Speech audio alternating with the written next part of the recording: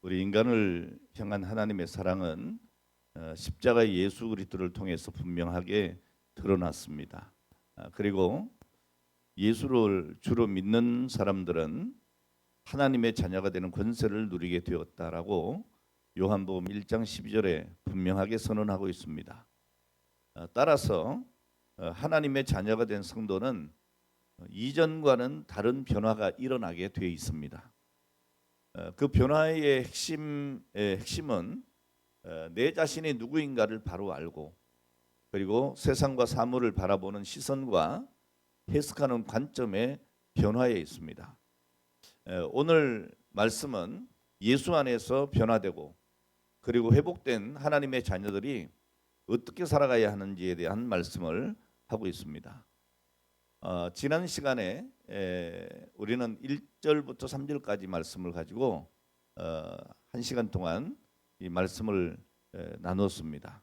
근데 오늘 왜 다시 1절부터 12절까지 봉독을 했는가 하면, 원어로 보면 요한일서 3장 1절부터 12절까지가 한 단락으로 되어 있습니다. 다시 말하자면 이 요한일서 3장 3절하고 그리고 4절은 같은 내용을 다루는 오늘 그런 단락으로 이어져 있다는 말씀이에요. 이 말은 4절 이하의 내용은 3절과 분리할 수 없다는 뜻입니다. 그래서 오늘 다시 1절부터 12절까지를 함께 봉독을 했습니다. 자, 그렇다면 이 4절 이하의 내용이 뭐냐? 이 4절 이하의 내용은 주를 향하여 이 소망을 가진 자마다 그의 깨끗하심과 같이 자기를 깨끗하게 하느니라 하는 이 말씀과 맞물립니다.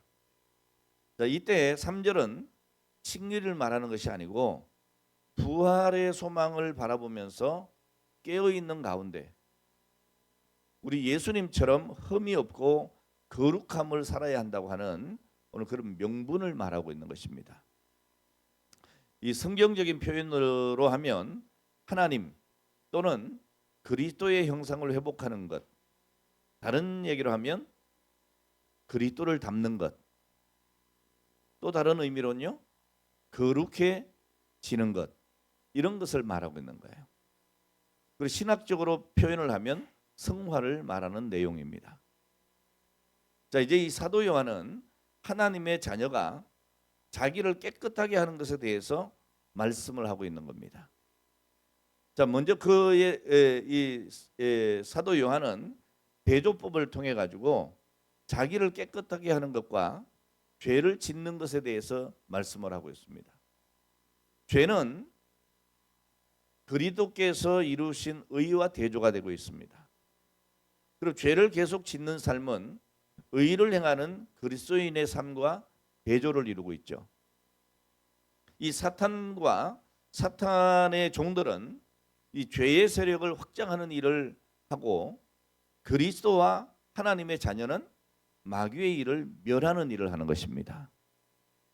따라서 이 땅에는 이 영적인 전쟁이 있을 수밖에 없습니다. 오늘 여러분들이 이 땅에서 신앙생활을 한다고 하는 것은 무슨 말이에요? 치열하게 영적인 전투를 하고 있다는 거예요. 왜 그렇습니까? 이 마귀는 우리를 넘어뜨리기 위해서 작은 틈이라도 놓치지 않고 우리에게 싸움을 걸어오기 때문입니다.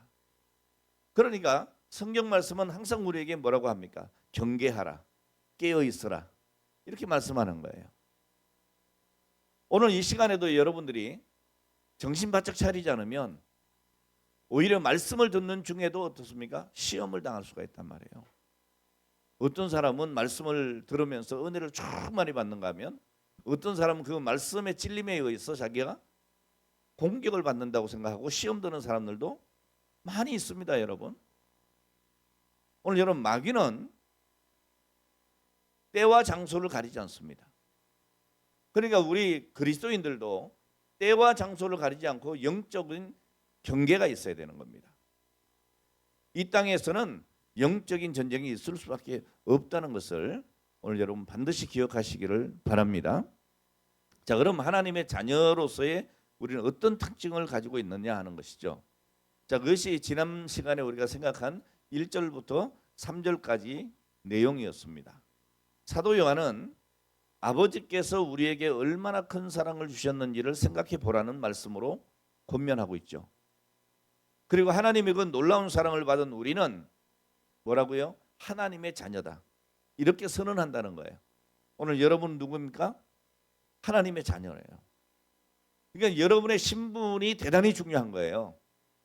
우리는 마귀에 속한 자가 아닙니다. 마귀가 우리의 아비가 아니라 그 말이에요. 예. 우리는 이제 예수 그리스도로 말미암아 구원받았고 이제는 하나님의 자녀가 되었다는 거죠. 그러니까 신분이 바뀌었다는 것을 여러분 아셔야 합니다. 하나님이 우리를 사랑하셔서 독생자를 보내주시고 그로 말미암아 우리가 죄 사함을 받고 하나님의 자녀 된 거죠. 이게 하나님 사랑이에요, 여러분. 여러분 사랑은 하나님의 가장 본질적인 성품입니다. 우리가 하나님을 사랑하기 전에 하나님이 먼저 우리를 사랑하셨고 오늘 그 사랑이 죄인들 그리고 이 땅에 상처를 입은 자들, 병자들, 심지어 교만한 자들을 변화시켰습니다.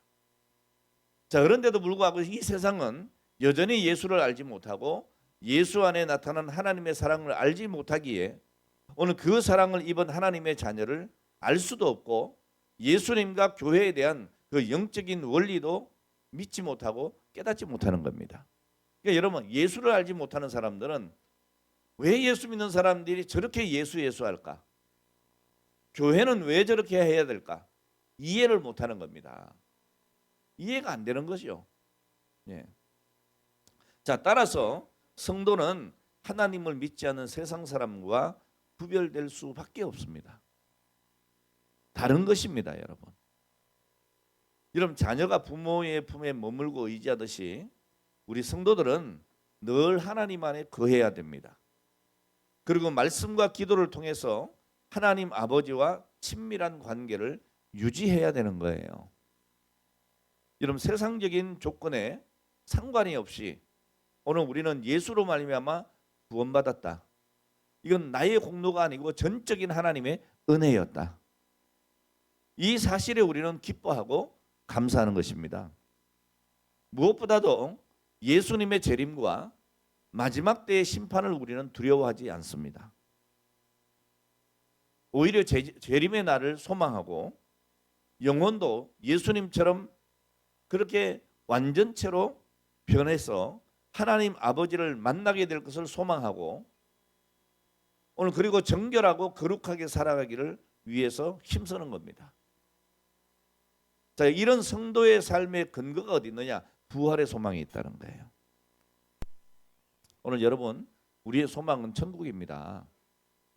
믿습니까? 지난 시간에 제가 1시간 내내 그 얘기를 한 거예요. 예수 천당, 불신 지옥입니다.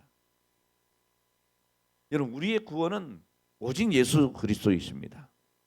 우리의 삶의 근거는 부활의 소망입니다. 하나님의 자녀는 부활에 대한 소망, 천국에 대한 소망이 있습니다. 또 현재의 모든 일에 주님이 함께 하시고 그리고 장차 귀하게 서실 것이라고는 소망이 우리에게 있는 겁니다. 오늘 여러분 나는 그냥 이대로 살다가 끝나버릴 인생이 아니라는 거예요. 오늘 하나님은 여러분을 귀하게 서시기를 원한다. 오늘 여러분 이 소망이 있기를 바랍니다. 온 우주 만물을 주관하시는 하나님이 나의 아버지가 되신다. 오늘 우리의 부모가 나를 버리는 일이 있다 할지라도 하나님은 절대 우리를 버리지 아니하신다. 그러니까 성경의 복음서에 뭐라고 합니까? 어미가 품에 아이를 안고 젖을 먹이는 그 어미가 그 아이를 잊을지라도 그랬어요. 이런 일이 있을 수 있어요, 없어요? 절대로 없는 거죠. 그런데 그런 일이 있을지라도 가정을 하면서 뭐라고 하십니까? 하나님은 너희를 잊지 않는다는 거예요. 여러분 하나님은 절대로 우리를 포기하지 않는다는 겁니다. 믿으시기 바랍니다. 자, 그러므로 여러분은 하나님의 자녀답게 천국과 영생과 부활에 대한 그 소망을 가지고 살아가기를 바랍니다. 그 소망으로 세상을 이기기를 축복합니다. 두 번째 4절로 10절 말씀입니다. 그러면 우리 하나님의 자녀들이 하지 말아야 될 것이 있을 거 아니에요. 뭘 하지 말아야 될까? 이것을 말씀하고 있어요. 여러분 성경은 하나님의 자녀인 우리가 피해야 될 것이 있다라고 말합니다. 다 좋은 게 아니라는 겁니다. 구별돼야 된다는 겁니다. 그 피해야 될 것이 뭡니까? 죄 짓는 일입니다. 죄는 불법이어서 하나님과의 관계를 깨뜨리고 우리의 삶을 더럽힙니다. 무엇보다도 여러분 죄에 거하는 자는 주님을 제대로 모르는 사람입니다. 여러분 죄의 근본적인 게 뭡니까? 뭐 도둑질하고 강도질하고 남을 속이고 사기치고 이것도 죄지만 근본적인 죄는 그런 죄가 아니에요. 하나님을 떠나는 것이 근본적인 죄입니다.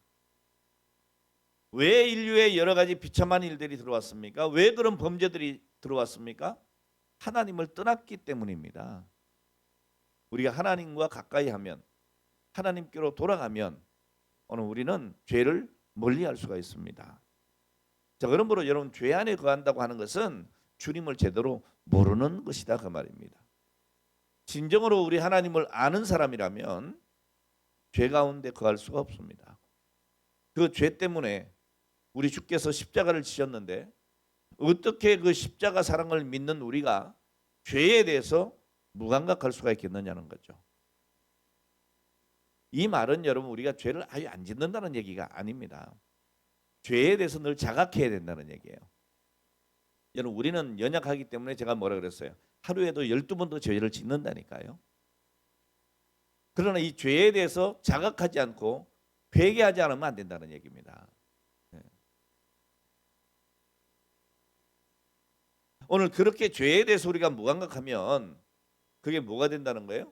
우리가 다시 예수님을 십자가에 못 박는 일과 다름이 없다는 겁니다.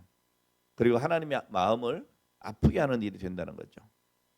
자, 따라서 이 사도 요한은 만일 죄를 범하는 사람이 있다면 그는 하나님을 보지도 못하고 알지도 못하는 마귀에 속한 자라 이렇게 강하게 경고하고 있습니다. 여러분 헷갈리시면 안 됩니다. 나는 예수 믿으면 죄를 완전히 안 짓는다. 이런 얘기하는 게 절대 아니라고 했어요. 죄에 대한 자각이 늘 있어야 된단 말이에요. 그리고 죄를 어떻게 해요? 멀리하고 싸워야 된다. 그래서 이 지상의 교회는 뭐라고 했어요? 전투적인 교회다. 늘 싸워야 되는. 여러분 이 자리에 오기까지도 아이고 오늘 비도 오고 가야 돼 말아야 돼. 예? 갈등을 하신 분도 혹 있을 거예요. 예? 오늘 여러분 정말 우리 주님 앞에 나오는데 우리 아버지께 나오는데 기쁜 마음으로 나오지 못하는 것도 부끄러운 일 아니에요? 근데 그렇게 연약한 것이 누구예요? 우리란 말이에요. 우리랑. 자, 그러나 거기에 대한 자각을 하고 어떻게 해요? 여러분 영적인 싸움에서 이겨서 나온 거예요. 이게 뭐 영적 전투라는 게 뭐 피 터지는 그런 게 아닙니다. 우리의 삶 속에서 얼마든지 일어날 수 있다는 거예요.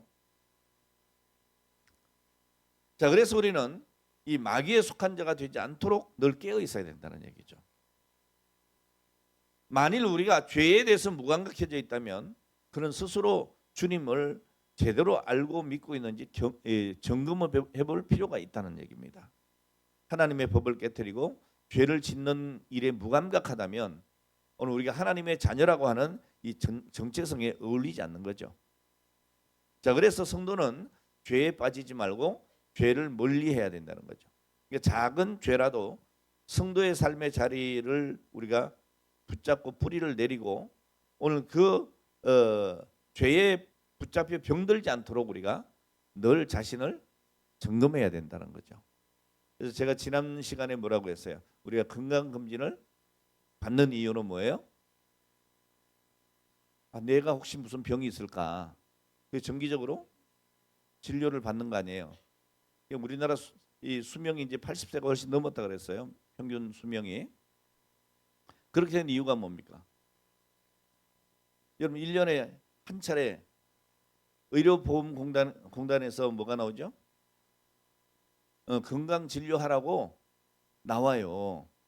그것도 여러분 나이에 맞춰가지고 아주 맞춤형으로 나옵니다. 올해는 몇 세부터 몇 세에 속하는 분들은 뭐 대장 내시경을 하세요. 또 그 다음에는 위 내시경 하세요. 또 이번에는 무슨 건강검진을 받으세요. 그러잖아요. 이런 나라가 어디 있어요, 세상 전체에. 그러니까 너무 좋은 나라에 여러분 사시는 거예요. 그러니까 우리의 건강을 이렇게 살피면서 우리가 최악의 상황을 피하는 거예요.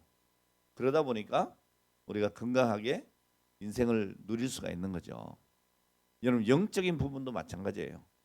영적인 진단을 잘 해야 된다. 지난주에 무슨 말씀 드렸어요? 우리의 영적 진단은 뭘로 한다고요? 말씀으로 한다고요. 성경 말씀. 자, 우리는 무심코 또는 의도적으로 죄에 머무르고 있는 것은 아닌지 살펴보아야 합니다. 우리는 연약해서 구원받은 이후에도 죄를 지어요. 하지만 그럴 때마다 회개하고 죄가 습관이 되지 않도록 죄의 자리에서 피해야 된다, 떠나야 된다는 거예요. 그러니까 어떤 이단들은 뭐라 그럽니까? 우리는 한 번 구원받았기 때문에 다시 회개할 필요가 있다 없다? 없다고 주장하잖아요. 없다고 주장하잖아요. 그렇지 않습니다, 여러분. 우리는 날마다 때마다 우리 자신을 돌아보지 않으면 안 돼요.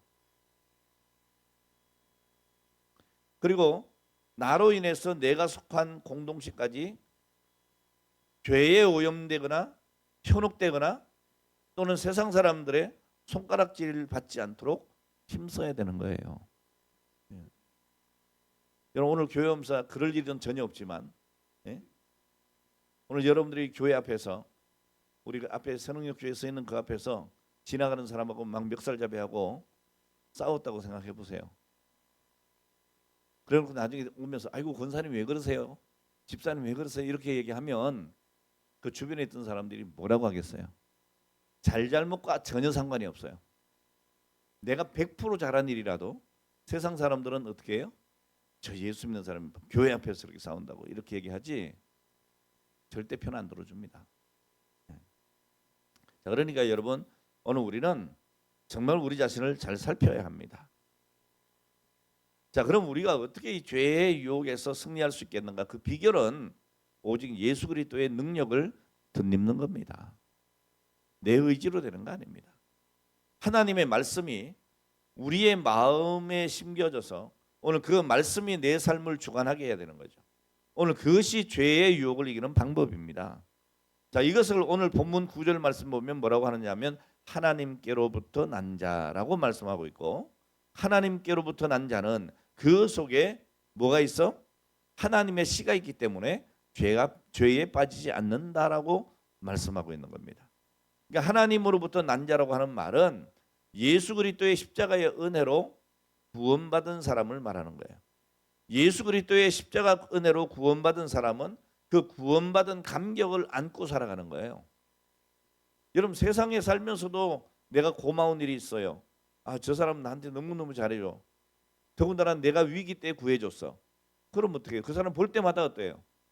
고맙고 감격스러운 거죠. 아, 저 사람한테 해끼치면 안 되겠다. 그걸 떠나가지고 어떻게 해요? 잘해줘야 되겠다. 누가 되면 안 되겠다. 그러죠.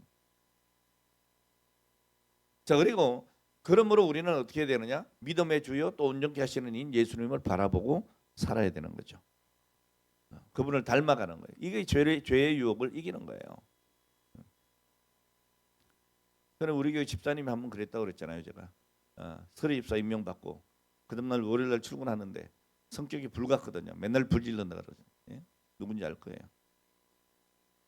근데 누가 탁 끼어드니까 그 성질이 나와가지고 막 쫓아갔대잖아요. 그 옆에 딱 세워놓고 유리창을 딱 내려가지고 야이 옛날 같으면 XX야 이렇게 했을 텐데 딱 내리고 얼굴 딱 쳐다보는 순간에 자기가 어제 내가 설의 집사 임명받았다는 생각이 난 거예요. 그러니까 창문을 도로 탁 올리고 그냥 아무 일 없다는 듯이 그냥 왔다고 그걸 자랑스럽게 나한테 얘기하더라고. 목사님 내가 그런 일이 있었다고. 내가 집사 돼가지고 내가 예수님이 살렸다 저 사람 그거지. 오늘 여러분 우리가 주님을 바라보면 죄의 유혹을 이길 수 있어요. 시험에서 승리할 수가 있어요. 오늘 우리가 죄의 유혹을 이기고 승리하신 그 주님의 능력을 덧입어야 우리 또한 죄의 유혹을 이겨나갈 수 있습니다.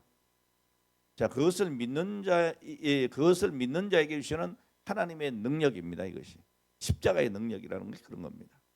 자, 그런데 우리의 마음에서 우리가 구원받은 감격을 잃어버리고 예수 그리스도를 바라보면서 눈물을 흘렸던 오늘 그 감동도 잊어버리고 세상을 향해서 눈을 돌리면 오늘 그때 우리는 죄의 노예가 될 수밖에 없다. 죄는요 절대로 그때를 안 놓칩니다. 그리고 우리를 사로잡아 가는 겁니다. 자, 그러므로 우리는 늘 주님을 바라보며 살아가야 할 줄로 믿습니다. 사실 우리가 세상 살아갈 때 우리를 유혹하는 것들이 얼마나 많이 있는지 모릅니다. 뭐 대체로 이런 거예요. 편법을 쓰는 사람들, 예? 돈을 더 잘 벌고 불의를 행하는 사람들. 근데 이 사람들이 잘 돼. 승승장구하는 것처럼 보여요. 죄를 두려워하지 않아. 자, 그런데 더 당당하게 살아. 자기가 하고 싶은 대로 오늘 살아가는 그 사람에게 형벌이 주어지는 것이 아니고 어떻게 보니까 형통한 것 같아. 예? 그러니까 우리가 세상을 바라볼 때에 신앙의 가치나 말씀의 기준으로 이해할 수 없는 그런 일들이 많이 일어나는 거예요.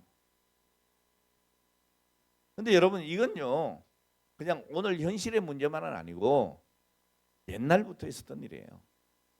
여러분 시편 73편을 보면 시인이 이렇게 말씀을 하고 있습니다.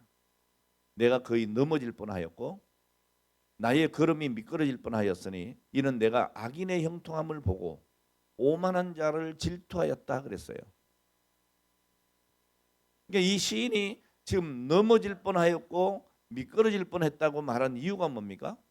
우리하고 똑같은 거예요. 죄 짓는 사람들이 더 형통한 것 같은 거예요. 오늘 지금 우리의 삶의 현실을 보면 그렇잖아요. 죄 지은 사람들이 더 큰 소리 치는 세상이 됐다고요. 이 죄를 지으면 벌을 받아야 되는데 벌을 받는 것이 아니고 오히려 더 잘 되는 것처럼 보이는 거예요.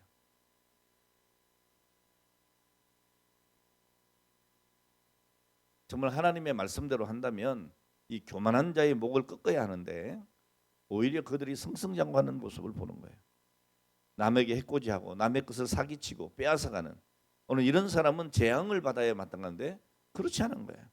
거짓말로 남을 속이고 남에게 상처 입히는 오늘 그런 사람들이 벌을 받아야 마땅한데 현실은 그렇지 않아 보이는 거예요. 그러면서 어떻습니까? 신앙을 따르고 바르고 정직하게 살려고 하는 사람들을 비웃는 세상이 돼요.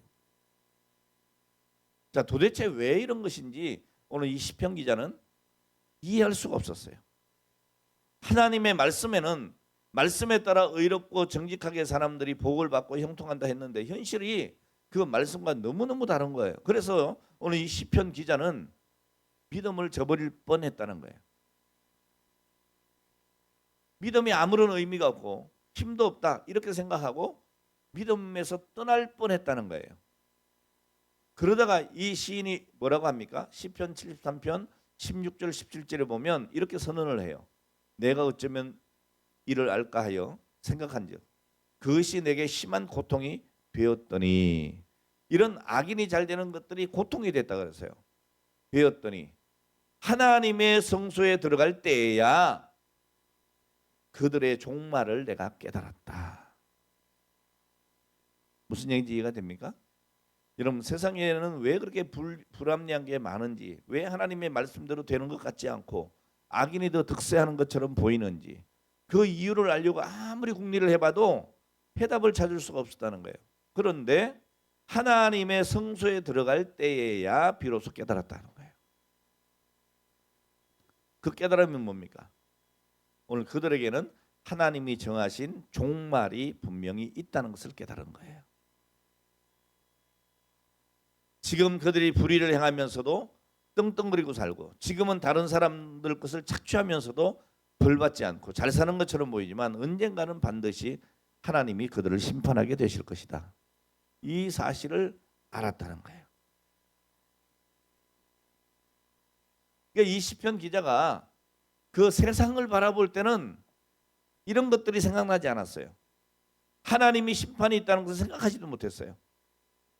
그래서 나도 저들처럼 적당히 죄를 지어도 괜찮지 않을까? 나도 저들처럼 불법적으로 살고 오늘 그래도 나도 떵떵거리고 살 수 있지 않을까? 괜히 남은 의로운 척하고 살 수 없잖아. 이런 유혹을 받았다는 거죠. 그런데 하나님의 성소에 들어와서 하나님 앞에 서 보니까 아하, 하나님의 심판이 있는 것이구나. 이걸 여러분 깨달았다는 거예요. 그 하나님의 심판이 얼마나 무서운 것인가를 알게 됐다는 겁니다. 할렐루야. 여러분 우리도 그렇지 않습니까? 교회를 떠나서 세상에 살 때에 그때는 세상 사람들이 사는 방식이 더 현명한 것 같고 더 편안한 것 같고 그 세상 방식으로 사는 사람들이 더 형통할 것 같은, 그래서 때로는 나도 신앙이고 뭐고 접어두고 세상 사람들처럼 살아볼까? 이런 생각. 여기에 대해서는 다 생각의 전과자들이죠. 자, 그런데 우리는 분명히 기억해야 된다는 거예요. 우리는 구원받은 사람들이다. 구원받은 사람은 세상 사람들처럼 살아서는 안 된다는 겁니다. 죄는 우리를 자꾸 유혹합니다. 세상의 방식으로 적당하게 타협하고 살아도 된다. 그렇게 살아도 아무 일 없다. 이렇게 속삭이는 거예요. 그리고 그렇게 사는 것이 더 현명하고 잘 사는 것이다 라고 말하는 겁니다. 그럴 때 여러분 우리는 우리 마음속에 나는 예수 그리스도의 십자가의 은혜로 구원받은 사람이다. 이걸 자꾸 외쳐야 된다는 거예요. 유혹이 올 때마다. 네? 세상 사람들의 방법을 따라 살아서는 안 되는 오늘 그런 존재로 우리 하나님 앞에 선택받은 사람이다. 심지어 나는 그냥 선택받은 것이 아니고 하나님의 자녀가 되었다는 것. 이 사실을 여러분 자꾸 기억하셔야 돼요. 그래서 이 죄의 노예가 되지 않아야 되는 것입니다. 오늘 여러분 우리는 하나님께 속한 하나님의 자녀들입니다. 그러니까 보다 더 하나님의 자녀답게 적극적으로 살아야 될 줄 믿습니다. 자, 그러면서 11절과 12절에 뭐 합니까? 뭐라고 합니까? 하나님의 자녀가 해야 될 것이 있다라고 말씀하고 있는 거죠. 여러분 하나님의 자녀가 된 성도는 하나님의 의로우심을 담고 오늘 그것을 구체적으로 삶에서 실천하는 사람이 되어야 된다는 겁니다. 여러분 사도 요한은 우리가 하나님의 큰 사랑을 받은 사람이기 때문에 당연히 다른 이들을 향해서 사랑을 실천하는 일에 힘써야 된다. 이거 곧 하나님의 의를 행하는 것이다 라는 겁니다. 여러분 우리 예수님이 하신 계명 있죠? 제일 큰 계명이 뭡니까? 하나님을 사랑하고 그리고 사람을 사랑하는 거예요. 이것이 세 계명이다 그랬어요. 근데 사실은 이 세 계명은 옛 계명과 다른 것이 아니고 이미 이 세 계명은 옛 계명에서 말씀하신 것이다. 이건 뭐 다 공부한 거니까 신명기에 보면 분명히 그 말씀이 나오니까요. 자, 그러므로 우리는 말로만 사랑하는 것이 아니고 구체적이고 지속적으로 사랑을 실천해야 한다고 18절에 말씀하는 겁니다. 오늘 여러분 우리가 하나님의 자녀가 되었습니다. 하나님의 자녀가 될 수 있는 그 중심에는 바로 그리스도 예수의 부활이 있습니다. 그 부활의 능력을 힘입어 살아가는 삶은 곧 의를 행하는 삶으로 나타나야 한다는 거죠. 여러분 주님의 재림을 소망하고 부활의 능력으로 살아간다는 것이 뭘 의미하는지 아십니까? 저항과 사랑의 삶입니다. 저항과 사랑. 여러분 하나님의 진리에 어긋나는 죄와 이단 사상에 대해서는 단호하게 저항해야 되는 거예요. 거절해야 되는 거예요. 그걸 뿌리 내리지 못하도록 저항하는 믿음이 우리에게 있어야 되는 거예요. 여러분 사랑의 원자탄 그러면 누가 생각나죠? 네, 손양근 목사님. 이 손양근 목사님의 삶을 보면 그는 아주 철저하게 하나님 신앙으로 일제 그 신사참배에 대해서 거침없이 저항을 했습니다. 그러니까 여러분 우리 예수 믿는 사람들이 아무 때나 그냥 언제든지 좋은 게 좋은 거다. 은혜롭게 그건 아니라는 얘기예요. 여러분 저항할 때는 저항을 해야 하는 겁니다. 이 손 목사님은 회유와 억압과 모진 고문과 고통에도 불구하고 10계명 제1, 2계명의 진리를 지키기 위해서 절대 타협하지 않았습니다. 자, 그런 강직한 신앙의 태도가 하나님의 진리에 반하는 것에 대해서 저항하는 이런 삶으로 이끌었던 거죠. 자, 그런데 그렇게 강력하게 악에 대해서 저항했던 손 목사님이 사회적인 약자에 대해서는 한없이 포용적이고 관대한 삶을 살았고 오늘 그들을 환대했다는 것을 우리는 알 수 있습니다. 여러분 하나님의 사랑에 대한 깨달음은 당시 사회적으로 가장 약자였던 나병 환자들을 위한 목회를 가능하게 했던 것이죠. 저 문둥이다 그러면 다 도망갔잖아요. 그런데 그들을 위한 목회를 했습니다. 그리고 그의 딸 손동희 여사는 그런 손양문 목사님에 대해서 이렇게 말합니다. 아버지는 분명 우리 남매의 아버지인데 내가 볼 때에 나 환자들의 아버지인 것 같았다. 이렇게 회고를 했습니다. 여러분 이 목회라고 하는 것이 그렇게 쉬운 게 아닙니다. 녹록하지 않습니다. 전에 우리 여기 앉아 있는 어느 집사님이 그랬어요. 우리 세린이가 늦둥이 중에 늦둥이 아니에요. 근데 제가 교회에서 한 번도 안아주지 않으니까 저한테 목사님 안 이뻐요? 그러더라고. 예? 우리 큰딸하고 20살 차이 나니까 손녀 같은 딸 아니에요. 그러니까 한 번쯤 안아줄만 한데 내가 안 안아주니까 안 이쁘냐고 묻더라고. 그래서 제가 뭐라고 대답했겠어요? 야 여기 네 딸부터 해서 요 세린이만한 꼬맹이들이 교회에 많았잖아요 그때. 예? 그럼 누구를 안아주겠냐? 내가 세린이 안아주면 역시 목사님은 딸만 이뻐한다 그러지 않겠냐? 이쁘지만 안 안아주는 거야. 그랬어요 제가. 어쨌든 여러분 그건 뭐 사소한 일이긴 합니다만은 어쨌든 이 손양원 목사님도 아마 그런 마음이었을 거예요. 그게 이 손동희 여사가 딸임에도 불구하고 그런 서운함이 있었던 거죠. 우리 남매의 아버지인데 내가 볼 때 나 환자의 아버지인 것 같았다. 이렇게 고백을 한 거예요. 이 손 목사님의 이 사랑의 실천은 더 깊이 나갔습니다. 그래서 두 아들을 죽인 원수까지도 용서하고 자기의 양아들을 삼는 거죠. 여러분 이것은요 인간의 사랑이 아니에요. 십자가의 사랑이 아니면 절대로 불가능한 일이죠. 여러분 이 같은 삶을 살 수 있었던 이 손 목사님의 신앙 중심에는 부활 신앙이 자리 잡고 있는 거예요. 이 원수가 내 아들을 죽였지만 내 아들들은 어디가 있다? 천국에 가 있다. 나도 마지막 날에 이 아들들을 하늘에서 만난다. 그리고 그 죄를 지은 그 사람들의 영혼이 불쌍하게 생각이 되는 거예요. 그러니까 그들을 아들 삼고 예수 믿게 하고. 여러분 이것이 여러분 그리스도의 참 사랑을 아는 사람의 모습인 거란 말이에요.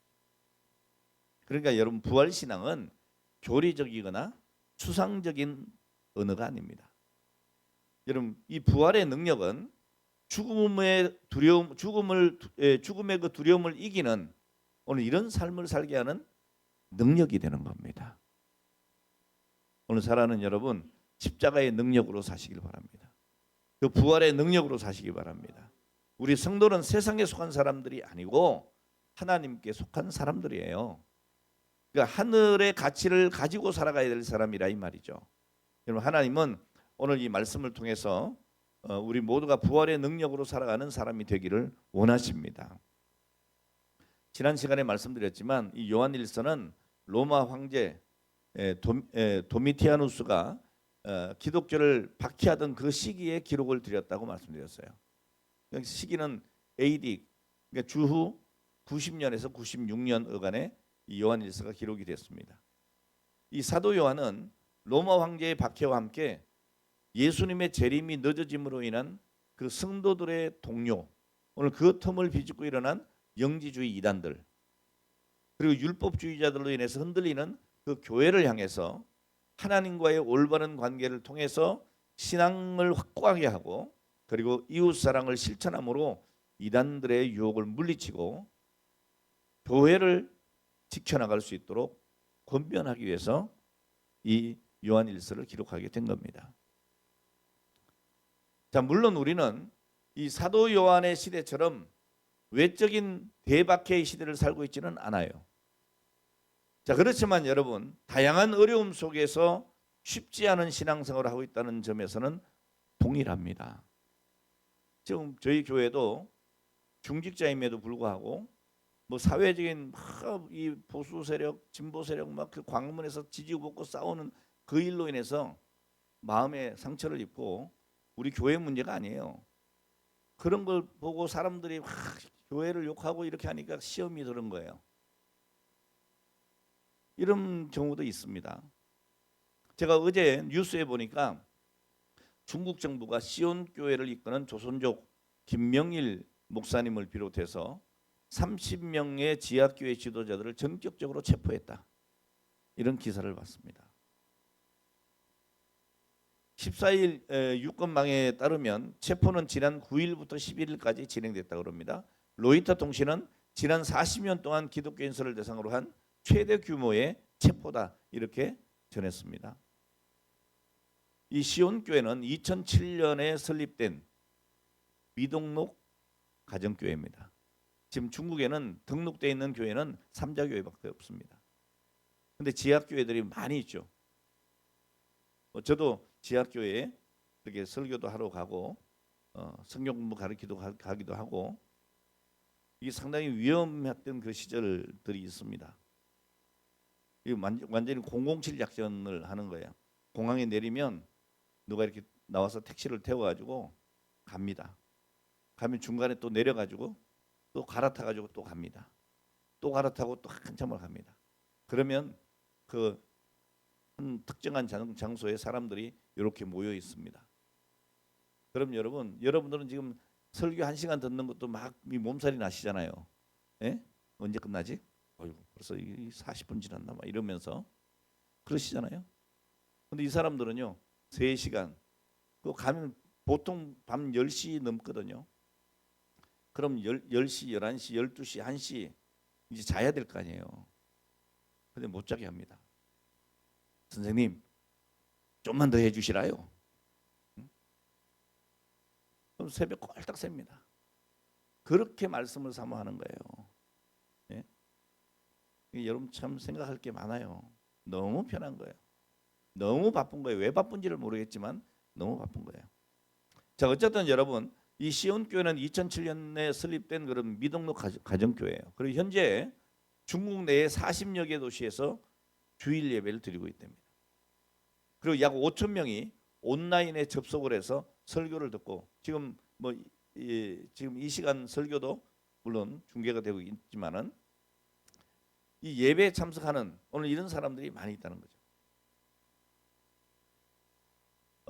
미 국무장관이죠. 마코 루비오 미 국무장관은 그 현지 시간으로 12일 날 성명서를 냈습니다. 미국은 중국 공산당이 최근 저명한 진밍르 목사를 포함해서 중국 내 미등록 가정교회인 시온교회 지도자 수십 명을 구금한 것을 규탄한다 라고 미 국무부에서 성명서를 냈습니다.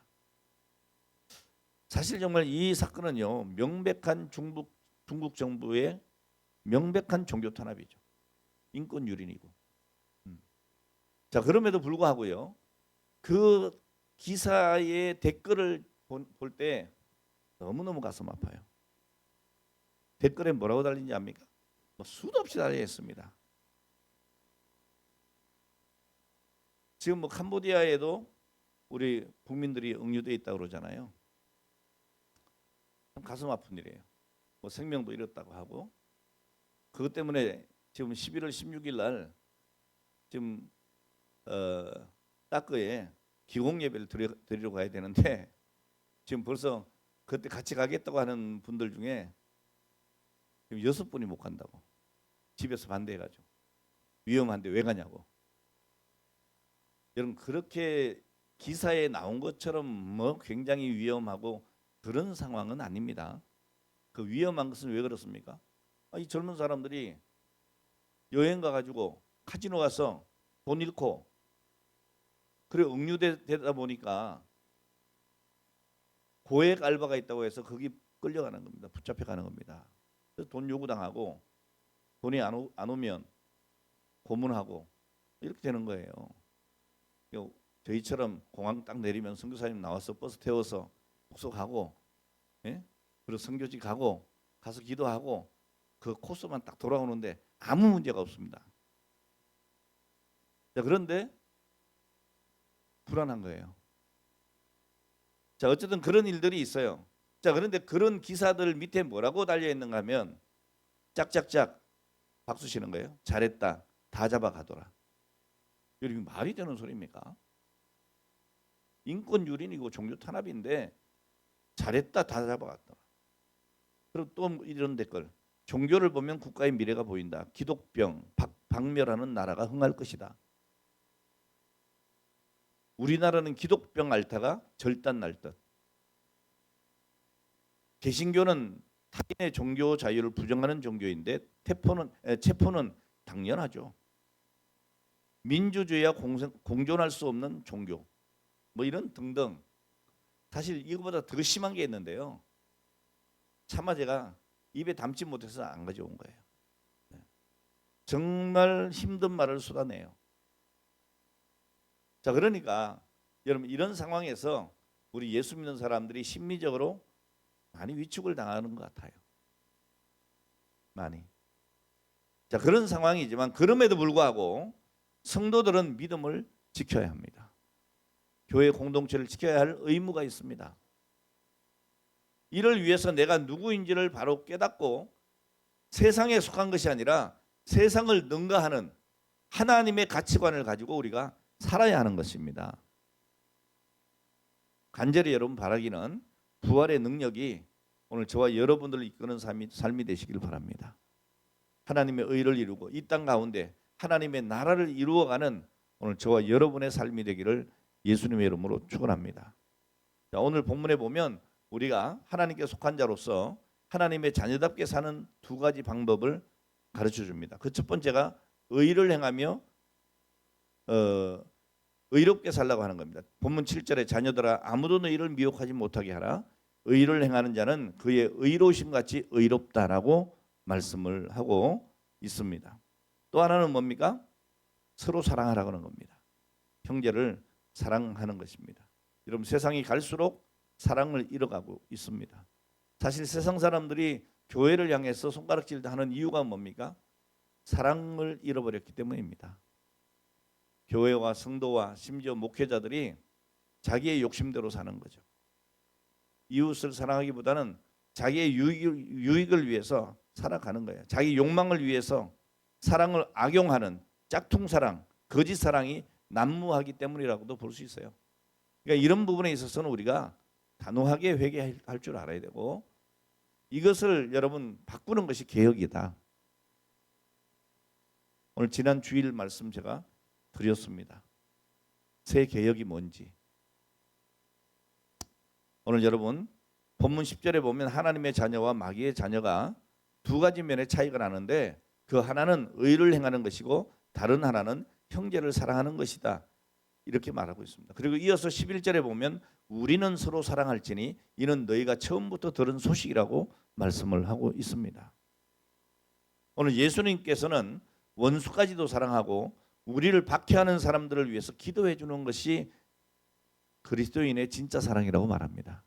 그러니까 우리가 세상이 우리를 향해 손가락질하고 또 우리를 향해 비난할 때에도 우리가 큰 소리로 싸우는 것이 아니고 그럴 때 우리가 더 무릎을 꿇어야 되고 오늘 그들을 위해서 불쌍히 여기고 기도해야 되는 것입니다. 오늘 주님께서 우리를 사랑하신 것처럼 우리도 주님의 사랑을 가슴에 담고 형제와 이웃을 사랑해야 될 줄로 믿습니다. 오늘 말씀을 마치겠습니다. 하나님의 사랑이 우리를 죄에서 건졌습니다. 우리를 위해서 모든 것을 희생하셨습니다. 우리 주님의 십자가 사랑이 우리의 모든 죄를 도말하고 하나님께 속한 사람이 되게 했습니다. 이제 우리는 내가 받은 그 사랑을 실천할 때 다시금 죄의 종을 만들기 위해서 호시탐탐 우리를 노리는 마귀의 유혹, 죄의 유혹을 이길 수가 있습니다. 여러분, 마귀가 우리 안에 있어 우리를 죄 아래로 끌고 가서 죄의 노예가 되도록 우리가 방심해서는 안 됩니다. 온전히 내 마음에 주님 모시고 날마다 말씀과 기도로 무장하고 오늘 그 말씀대로 살아가는, 오늘 그래서 하나님의 사랑으로 가득히 채워지고 오늘 그때 마귀가 감히 내 속에 들어올 틈이 없도록 오늘 우리가 무장해야 될 줄로 믿습니다. 오늘 하나님께 영광 돌려드리는 오늘 저와 여러분 되시기를 주의 이름으로 축원합니다. 하나님 감사합니다.